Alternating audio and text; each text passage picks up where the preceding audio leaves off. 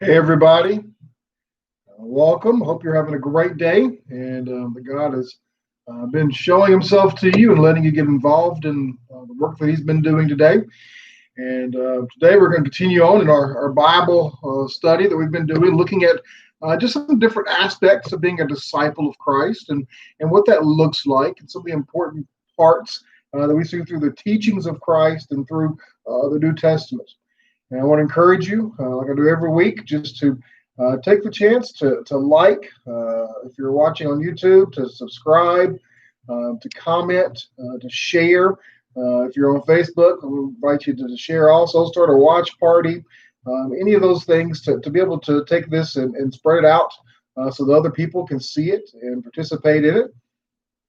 Even though we're not doing this live, when I see your comments, I will try to respond to them. If you want to send a private message, feel free to do that also.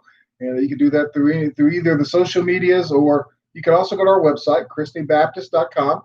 And there's a contact page. It goes directly to me. And so feel free to use that also. I had my fan on. I'm going to turn my fan off so you can hear me a little better. It's starting to warm up a little bit. And so I've been enjoying that cool breeze today from the fan. And so today I want to talk about the idea of community. Community. And when I think about community, I think of one thing in particular a lot, an illustration that comes to my mind a lot. And in California, really out near San Francisco, we find the redwood trees. There's redwood forests out there, and I have never seen a redwood in person. I've never been out there to see those things. One day I hope to be able to say that I have seen it. Videos and watched lots of TV programs and read a lot about them, and they're fascinating. The height of these trees is just, it's almost unimaginable. I mean, they're over 300 feet tall. That means that a lot of them we could lay down on in one end zone of a football field. They would stretch out past the other end zone of the football field, and then they would still hang over 10 feet or so. That's it's an amazing thing to think of that a tree can grow that tall.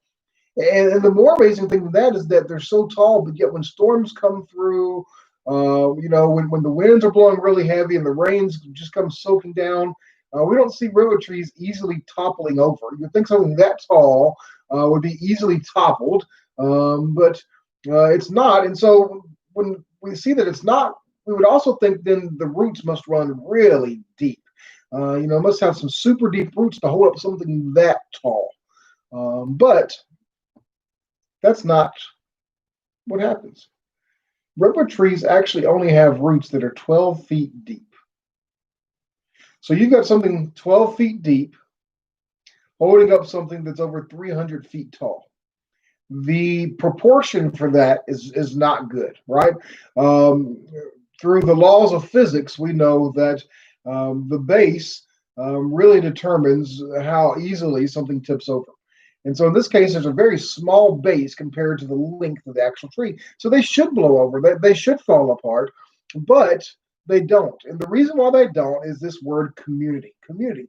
See, what happens is that beneath the feet of all those visitors that are going and looking at redwood trees, there's a root system that spreads wide instead of deep. It only goes 12 feet deep, but then it goes 50 feet or so wide. And in that 50 feet or so wide, what happens is it intermingles and twists and combines with the roots from the other trees around it, creating an even larger root system. And so eventually, as those roots all combine, that the redwood tree is longer, it's wider than it is tall, and so therefore it doesn't easily topple over. It can grow large and become strong, and the reason why it does that is because they do that together. And that's really what we're talking about today, is this idea of growing strong, of growing wide, not just deep. We've talked a lot about growing deep, but we also need to grow wide together in community. And I think the picture of the redwood trees has always been a very appropriate picture of the church, a great picture of this idea of intermingling with each other so that we are better than we would be by ourselves.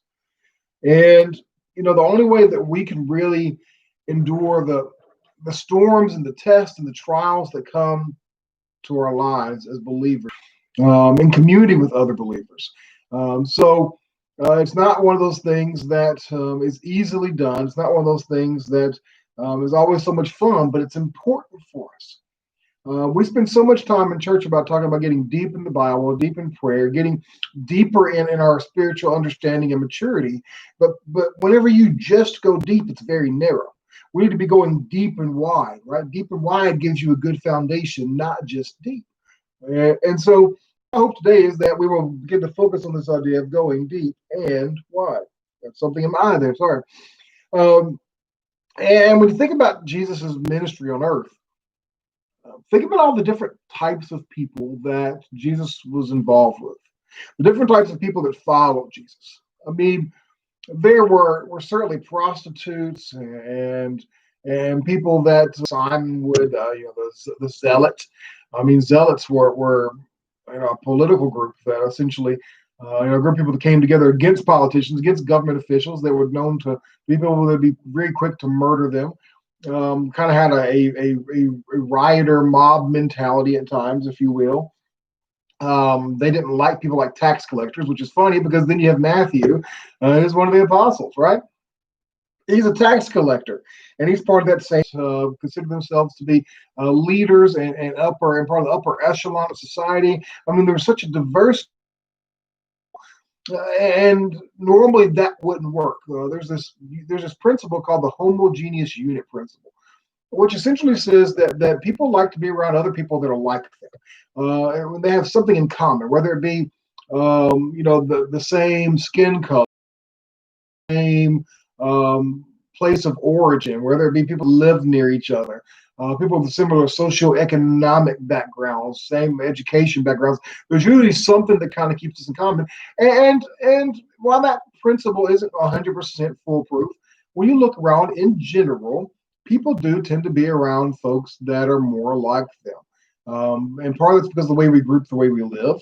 Typically, you don't have a mansion and a shack right beside each other in the same neighborhood. The neighborhoods may back up, back to back, but usually there's not a mansion, a shack, a mansion, a shack. We don't do that kind of thing because typically people don't mix like that. So how in the early church, how was it that we see all these people around Jesus and through the beginnings of the church, how were they able to come together and form a singular body? How are they able to come together and function, even though they were so different?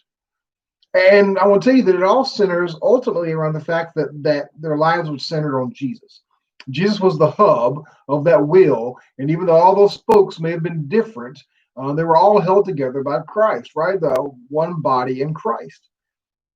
And when we go to the book of Acts, we see this community building, this group of believers building. Acts chronicles about 30 years or so of some of the explosion of the early church, right? The early church had this explosive growth and saw just some incredible things happen. They also had some very difficult times when they went through a lot of persecution. There were a lot of difficult times going on. But as a community, they came together, right? They understood what this idea of community was. And instead of doing what so many people do today, and what you see so often in church today and in different types of communities, instead of using community to build up their individual resources, to further their own personal agendas, in the early church, we see people using community to build up others, right? They see this idea of church as a place to build community with other people, or maybe is a better way to say that. And I will tell you that for a long time, the idea of the county seat First Baptist Church was kind of I'd say a joke, but it was a stereotype that was often used in ministry. And still today, we still kind of have some of that stereotype. That this was the place where the people of upper echelon went, people with money. It was a place where you're going to go when people are going to dress up. It's going to be your coat and tie kind of a place in a lot of places, or people are going to dress a little better than they might in other places. It's going to be a little bit more proper, a little bit more, maybe a little bit more reverent kind of a thing in a lot of cases. But part of it also was this was the place where people went to do business, right? If you wanted to make connections, if you were an insurance agent, you went to the First Baptist County Seat Church in order to make give out your business cards in order to make connections with people, because these are the people that have money. These are the people that are going to buy your products. If you want to have some connections with politicians or those kind of things, those are the churches you went to. And I imagine every denomination has their version of that. I'm not as familiar with what that would be in other denominations, but it was kind of a stereotypical kind of a thing. But the sad part of that is sometimes stereotypes come out of some truth. There's some truth behind that. It's not just County Seat First Baptist churches. In a lot of churches, people go and they want to use the connections there to get them further in life. That's completely messed up, right? When we go to church, we should be giving ourselves to each other, not trying to get everybody to help us and further our agenda and our thoughts and our businesses and all those things and make us look good. We should instead be about the business of worshiping God and serving other people. And we see that all throughout Acts. Acts chapter 2 is a great place to see this. Down in verse 42, Luke writes this. He says, "And they devoted themselves to the apostles' teaching, to the fellowship, to the breaking of bread, and to the prayers. Then fear came over everyone, and many wonders and signs were being performed through the apostles. Now all the believers were together and held all things in common. They sold their possessions and property and distributed the proceeds to all, as anyone had a need. Every day they devoted themselves to meeting together in the temple complex and broke bread from house to house." The passage, maybe you read this passage, and matter of fact, a few weeks ago, I was doing some daily Bible studies. We actually touched a little bit on this, but I want to focus really in on this idea of community, right? Because in that passage, we see the word "together" appear twice.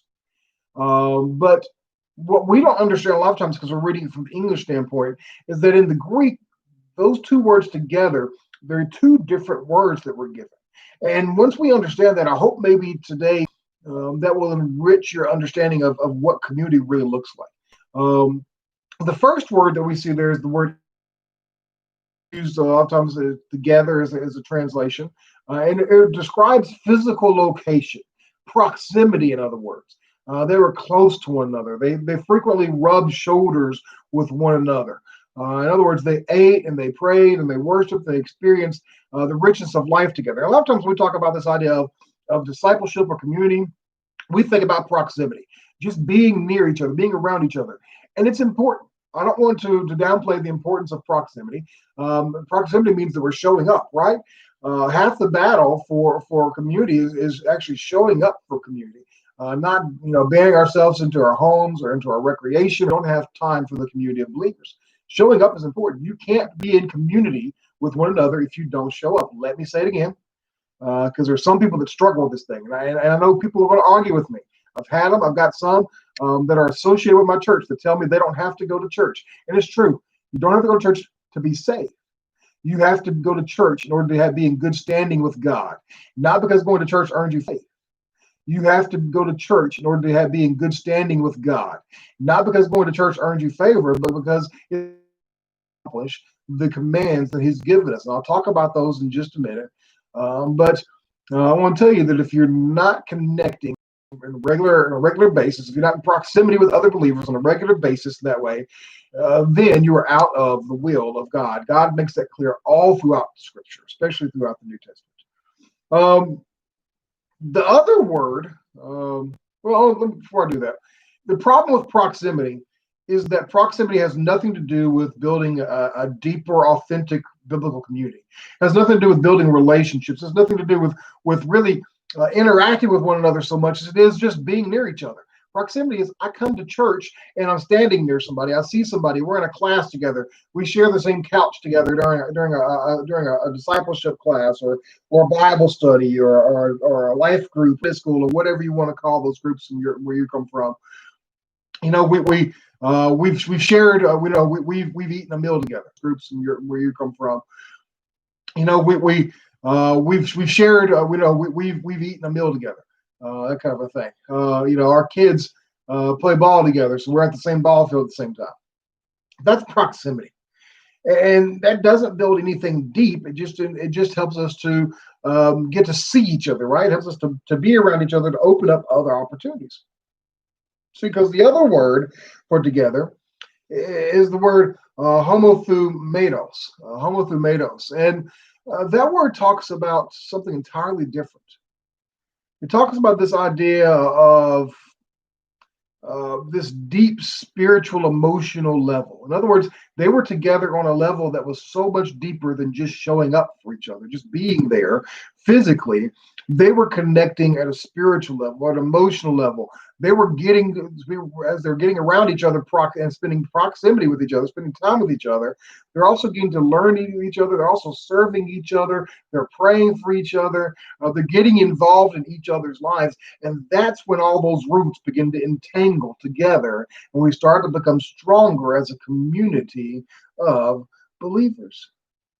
And I think a lot of us find that difficult. I know I find it difficult. I mean, I'm observed in that area, so this idea of moving from proximity to this idea of moving to connection is difficult for me at times. It's kind of nerve wracking for me. I, I'm not comfortable with it at times. But what I found is the two really work hand in hand. The more I'm around somebody, the more comfortable I get with them, the more I'm willing to invest my life in them or invest in their life. The more I'm willing to connect and to have that connection, right? Not that word there. That is that it talks about this special fiery relationship, right? It's if you ever go to a ball game in the stadium or the arena, it's just packed for people with true fans, with people that are just on fire for this team. Maybe it's a playoff kind of a game, or really important, or a high rivalry game. The people in those stands have this camaraderie, right? They're connected. If you watch, people will turn around and talk to people they don't know. They're high fiving each other, they're hugging each other, they're celebrating, they're cheering each other on. They're cheering on their team together, side by side. They have a kind of a common goal. That's really a good picture of what we're talking about with this idea of community. We're seeing those kind of things, and there's this deep underlying passion and burning to see this goal accomplishing for the church. That goal is the glory of God. That goal is making disciples, loving God with all that we are, all that we have, loving our neighbors as ourselves. Accomplishing those goals that God has given us. So I think the problem is that sometimes we want to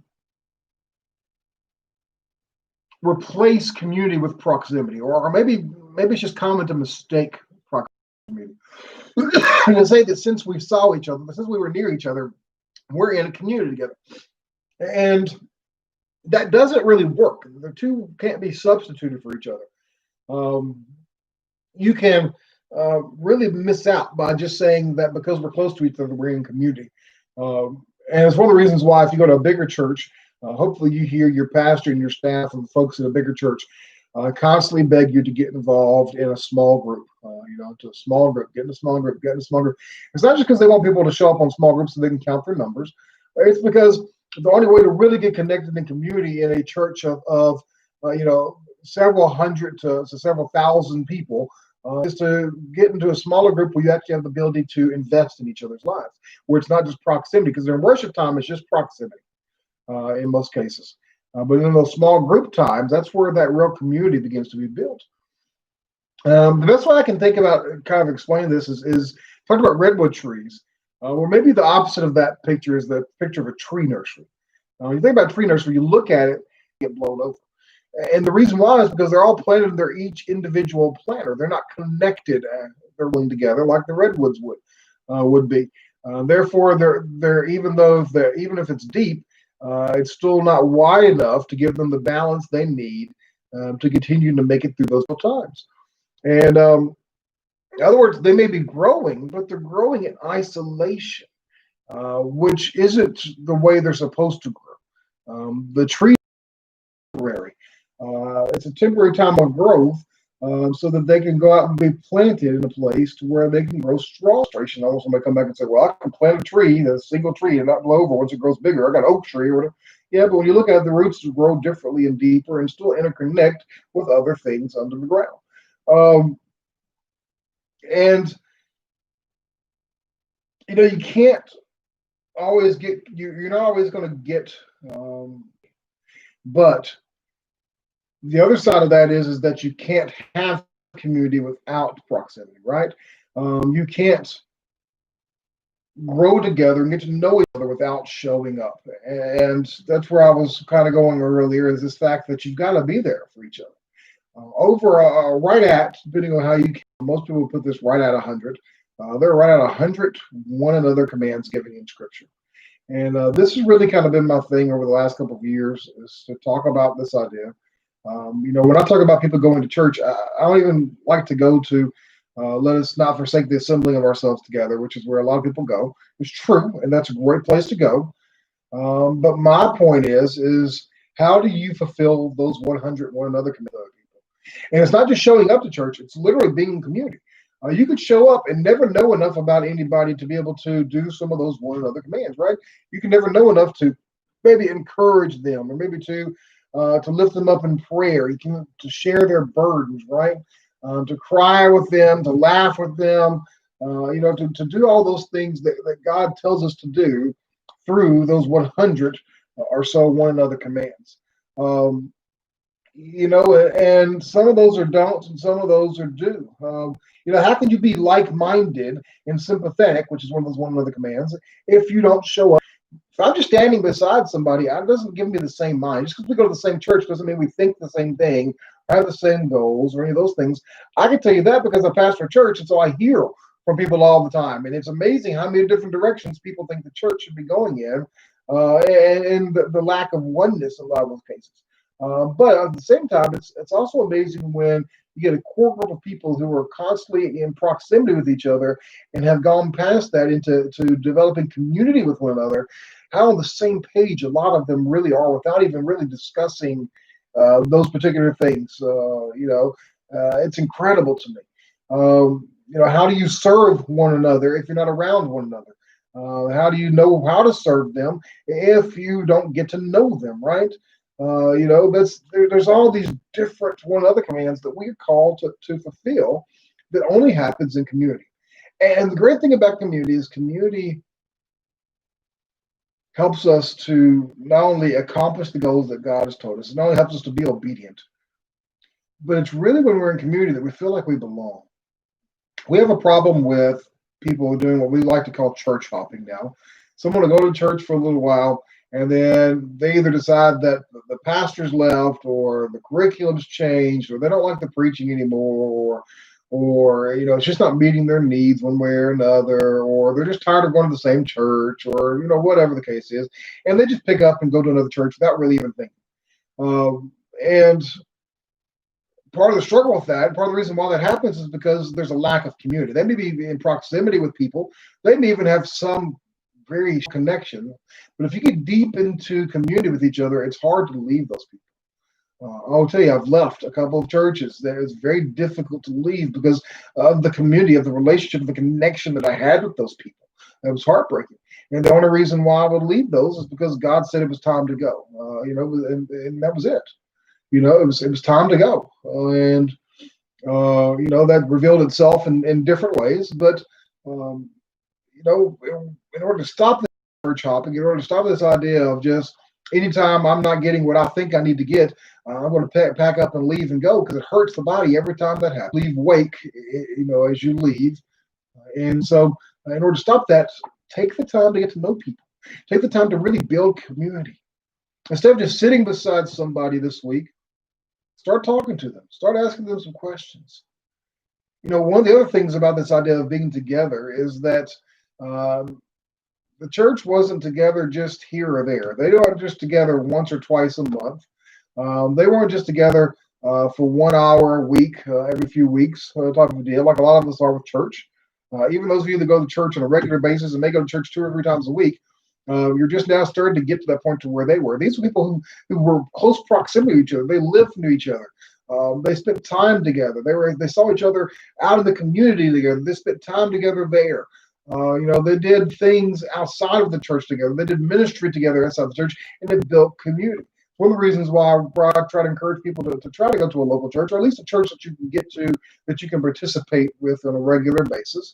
Because of our modern technology and the ability to travel and do those things, we can spread out a little bit further. I know that there are some churches that have things that other churches don't, that maybe you need as part of your family, or that you feel called to go to. I get that. I've driven before. But the biggest thing is to be there, to show up regularly, to participate, to get involved in people's lives, and watch what happens as that community grows. As that community grows, your love for that church, your love for people in general, and your love for God is going to go deeper. Well, I hope that you'll take some time to think about this. Take some time to go back and look up some of those one another commands in Scripture. I'm sure a Google search will pop up, 100 of those things. So feel free to go and do that and just see, am I doing this? Am I fulfilling this? And if you're not, then you need to examine whether or not you're in true community with other folks inside your church. I hope and pray that you will go to church if your church is open this week. Our church is open. We're actually moving into our next phase of opening. So I'm hoping to see even more people and to be able to be involved a little bit more. If your church isn't open, I pray that you continue to support them through whatever avenue they're using to minister right now, and to continue to minister to other people, build that community, build those relationships. If you have prayer requests, put them in the comments or send me a message. Love to pray for you, and I hope that you will have a great day. Let me pray for you now. Father, I just pray that for all those who see this video, that there would be this burden, this desire to grow in community, to grow deeper in the relationship with other brothers and sisters in Christ. We wouldn't just settle for being near each other, but that we would want to be involved. We want to serve. We want to grow together. We want to fulfill those commands that you've given us as your children, to love and serve one another. And, your word tells us in the book of John that the world would know us by our love for one another. Father, that doesn't come just from being around each other. That comes from growing deeper together, from developing roots together, by being community. And Father, I pray that you would give us all opportunities to serve you and to be a part of what you're doing on this earth this week. I pray all this in Jesus'